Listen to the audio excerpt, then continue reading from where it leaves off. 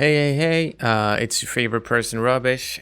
Hey, this is a bit meta, I guess, but I'm gonna do like re commentary or something on my own videos because none of this shit applies anymore because Namco keeps patching the game. It's great, I love it. Thumbs up. And this video is about it's called, I think it was called 5 Tips to Beating Akuma. Some of this stuff still applies, some of it doesn't, as I said, yeah, I don't know if I need more of an intro than that, but yeah, there's the Rubbish logo. It's all fancy. Lots of work goes into these. I should add. Okay, here we go. Don't play into Akuma's strength. I think I remember what this is about.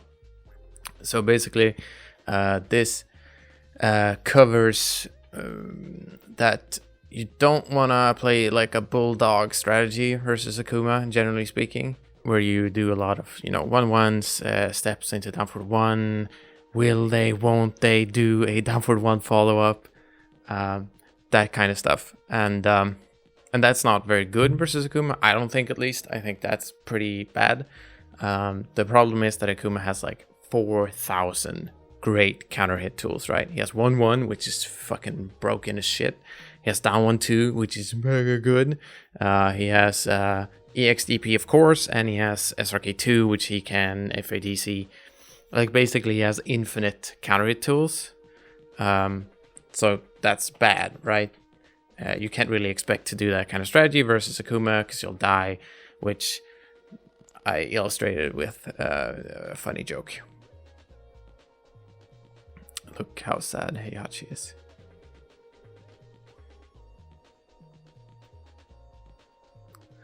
And I think if we move on here, we'll see that. Okay, here Dragunov tries to do some stupid disrespect bullshit because he doesn't have frames, and Akuma kills him for it. 1 million trillion damage, Akuma doing Akuma things. But something that's really good is you can sidewalk versus all his disrespect options, really. And as a bonus, if you sidewalk the correct way, which is, let's see here, directions, it's to Akuma's right, so you want to go left. You also get to sidewalk down 3, which is great because down 3 is pretty good as well.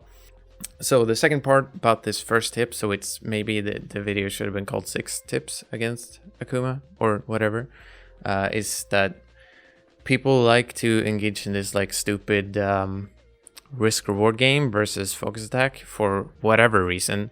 I guess people have a really hard time not pressing while running 2 if they have the button. But so people do like while running 2, or they like do a dash up low and then you get a counter hit. Man, that's so good. But you don't really have to do that because Akuma can punish this super hard. I mean, he can dash out of focus whenever, really.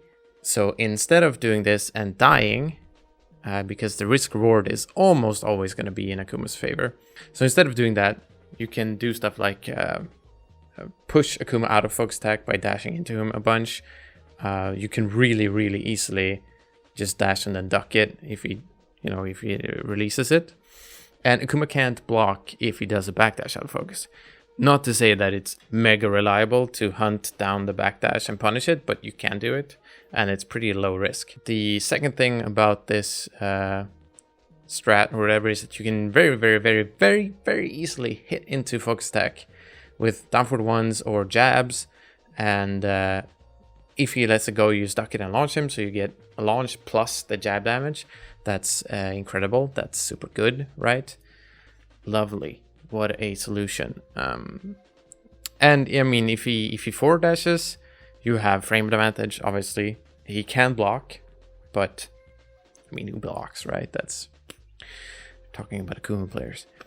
And if he backdashes, you can punish the backdash, as I said earlier. So it's like a win-win-win-win-win strategy versus focus attack. So moving on, I think the second tip, relative safety of big swings. Yeah. Akuma has, basically all this is Akuma has shit long range punish, like super bad long range punish.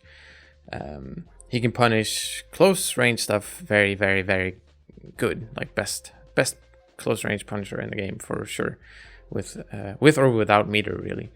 But as I illustrate here, his punish for Death Fist is forward 3, which when this video was made, forward 3 wasn't as good as it is now. It was only +1 on hit. Now it's like +7 or something crazy, but it's still a pretty darn bad punish for Death Fist. So that point kind of still stands. And then here I'm showing that Akuma can't punish. You can't punish 442. I mean, if you like neutral guard it in training mode, you can do a frame perfect 442-1, but he can't reliably punish it at all. So, and this goes for a lot of moves. I didn't really show it like like with 3,000 examples, but there's a ton of moves where Akuma either gets no punish or gets a very poor punish, which in other matchups are moves that are really, really high risk. So that's like a big brain thing to watch out for. Number 3, punishing Akuma correctly. This one is going to be a little bit iffy because I think almost the entire point of this is like gone because Namco has deleted fucking everything here, but we'll check it out. I think the first point here is you can duck down for the 1-1 obviously, and down for the 1-2 is -13. None of this has changed. If you have a character that has a fast good while standing punish, either like Kazuya is the example here, he has twin pistons, obviously he's like super good, but even if you have something that's not mega good, it's good. Especially like if you can force some sort of really sketchy risk reward ratio for Akuma in doing down for the 1 follow-ups, that's like Gucci, that's really good. Even if it's something like Leo's while standing 4, 1+2, etc. The duck on down for the 1-1 is a bit strict, so keep that in mind, but I mean, if you can tilt the risk reward, that's mad good. Okay, so this point is that Crosshair 4 was -14. You shouldn't be doing something stupid. It isn't -14, it's -15 now, so this point is even more relevant. I think for some reason now that it's -15, everyone in the entire world is punishing it correctly, even though 0 people did it when it was -14. It's also the easiest move in the game to punish. It's like 4 million years, so I guess it's -15. Kill him for doing that. You probably won't see it as much as before because there's a lot less reason to do it over Quarterback 3 now that they're both -15. So, but still, good thing to know. And so this point is about while standing 2 cancels, which is a bit odd because generally speaking, it's kind of a hard, it's kind of a really long explanation here. So while standing 2 on its own is -15, right? People know this, but generally speaking, this doesn't happen too much since it's a cancelable move. He can cancel it into Demon Flip, which means he can interrupt. I can't remember the exact frame data. I think he can interrupt. If something doesn't crush, you have to do something that's like I13 or 14, I think. 14, I think. Don't quote me on that. To float the Demon Flip option. So in the past here, I was talking about how you could some characters can option select the most common Demon Flip cancels and a no cancel by doing a jab string that does decent damage and floats if he does Demon Flip. This doesn't always work. It's kind of an iffy point because a lot of your Demon Flip floats will be character specific. The general point still stands. You can often find something that will always punish no cancel and float. And then you have to add the while standing 2 red fireball cancel into the mix. And basically this video is going to talk a bunch about how it's a punish trap because that's what it is. If you do red fireball, he doesn't get a combo if it hits, but if you block the while standing 2 and try to punish it, he can cancel and kill you for it. And this used to be safe. This used to be -9, I believe. But now it's -12 because Namco changed it. So there's going to be like a graph here about what you can do. Like you can do 2 routes. You can either do sidestep right and then see if he does demon flip or a fireball and then kind of react accordingly. Or you can try to do an option select punish if you believe he's going to do no cancel or demon flip. But I think, generally speaking, nowadays the best thing to do versus while standing 2 is just stand there and wait, because you can react and see if you didn't like if you did any cancel. And since the red fireball one is -12 on block, you might as well take no risks or execution hurdles like sidestepping and trying to float, and instead just stand there, see what he does. Try to float the demon flip, go for I-10 or I-12 versus no cancel, and red fireball cancel. So I think it's become less complicated, at least if you aren't interested in maximizing your punish and just want something that's sort of reliable. It's okay to block. Okay, this 4th point I think is like, this still stands super well. Basically, it's like Tekken players in general are really, well, it's not necessarily their fault, but they're kind of fucked in the head in terms of risk reward, low and mid blocking. Basically, no one ever wants to block low in Tekken or guess low parry. That doesn't feel right, because generally speaking, the risk reward ratio in the game is all mids are fucking bonkers mega good. They're all like safe. Like every mid is like +18 and a launcher, but every low is like, oh, it does 4 damage and it's like -1. The only reason you would ever do a low is because everyone is 100% never ever gonna duck, because lows are so bad compared to mids. And this part of the video more or less just talked about how Akuma's risk reward ratio is more or less flipped. Down 4 is super good, though it has been nerfed, so it's less good than it was here. It is mega punishable on block though, but it's super good. And down 3 is obviously like the best low in the game, free, like super good. So the general point is you want to be okay with blocking low versus Akuma, and then there's some specifics. So one of the specifics here is that low parrying versus down 3 might seem like a really good idea on paper, but there's a bit of a caveat here that there's like 2 points here. If Akuma does down 3 and you low parry it, there is 0 chance that he fucks up the hit confirm and spends a bar unnecessarily, or decides to spend a bar to be safe. Fireballs are now -14, which is pretty bad in a lot of matchups. So if you low parry, he always gets to keep the bar, which can be a really big factor in a match, because since this video was made, they've also nerfed his meter gain, so he has less meter to work with, which means him spending a bar to be safe is really good for you. And if you low parry, that can't happen. That won't happen. The second part is that if you low parry, he gets a much better 50-50 technically, since he's standing 2, which is a special mid that acts like a 2D special mid, which means you cannot low parry it. It becomes a mid. Like if you're holding down back, Akuma cannot mix you up with down 3 and 2. Both will be guarded.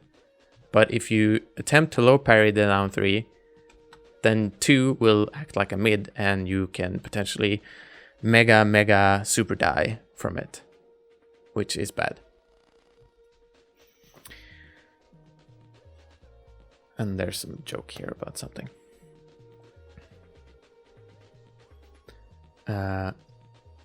Oh yeah, and the second point here is that if Akuma has spent a bar, let's say he has 1 bar and he does down 3 fireball FADC and he does it correctly, so he's +7, which is good.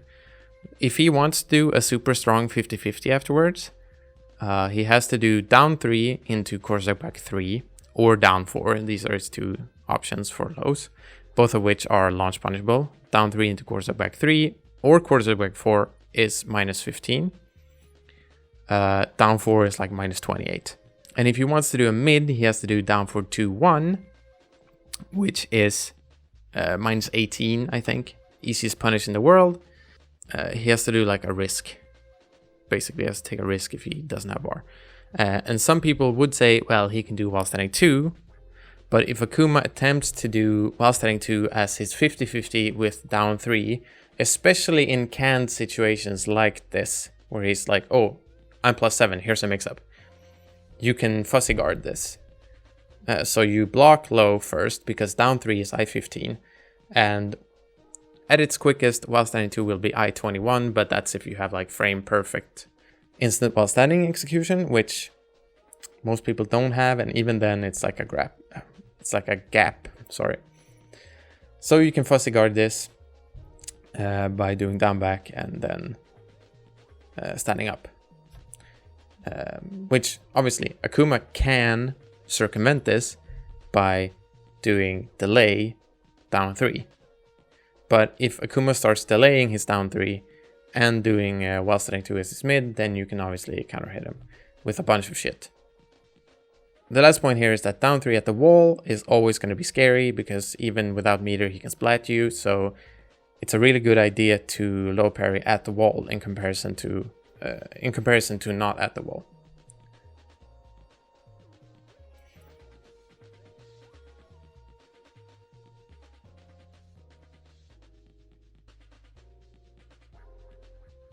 The 5th point here is handling Akuma's approach. Oh, I can't remember what this was about. I think I'm talking maybe about 444 and demon flip options. But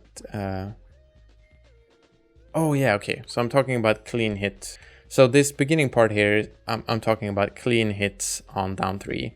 Not everyone knows how clean hit works. Basically, Akuma has to be more or less inside his opponent. They have to be really intimate for down 3 to combo into stuff. This is called a clean hit. Does a little bit more damage as well. And basically what I'm saying here is that Akuma can very seldomly actually force a clean hit. You sort of have to be moving in the wrong direction or standing still or hitting into it for it to be a clean hit.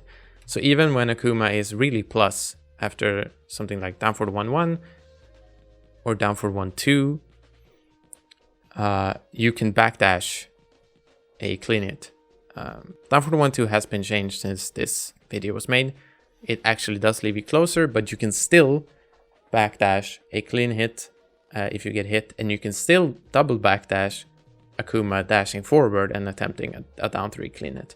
So backdash is still like super duper mega strong to avoid clean hit when Akuma has frame advantage.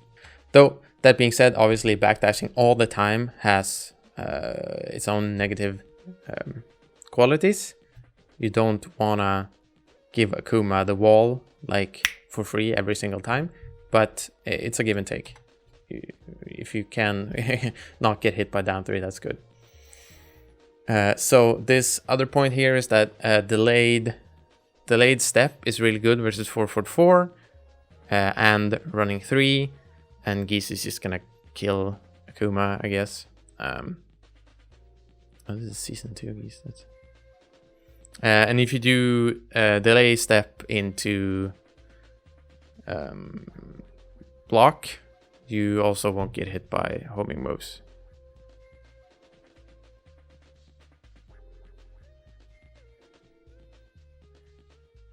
Oh yeah, and this last point, like stepping Stepping in the mid-range is super good if you're playing versus an Akuma that likes to do fireballs at all, because it has a million trillion years of recovery, so you can just punish it. Some of these things have gotten nerfed as well. You probably won't see 444 as much since it's not a counter hit launcher. I don't think it changes the move that much in terms of usage, but I think in general you'll see it less. And this last point, I think this is the last point, is about demon flip approaches. So demon flip in general is like, is a pretty good approach tool, I would say. It's okay. It depends a bit on where you are on the screen and versus what character and such. But if you're close, demon flip is really easy to jab float, in my opinion at least. I know some people disagree, but generally speaking, if Akuma does a raw demon flip close, that's not that hard to deal with. The problem is that if Akuma is at a further range, he can pretty safely do a demon flip, and what you kind of want to do is backdash, because it's really hard to float an Akuma that is lower to the ground and has the options of doing demon flip 3 or 1. Because if you try to catch it late with like a jab, you really risk getting counter hit by demon flip 3, which is super good for Akuma. It's like he carries 4 stages from that. On the flip side, if you backdash it, demon flip 3 has an amount of landing recovery, so you can whiff punish it. I think it's possible to see that the Akuma has done demon flip 3, but if you have trouble with that, it becomes a little bit sketchy to try to whiff punish it on reaction, because demon flip 1 has like 0 landing recovery, like nil. It doesn't have any. I think I do like a dragon punch here to illustrate it, so Akuma could have blocked there forever.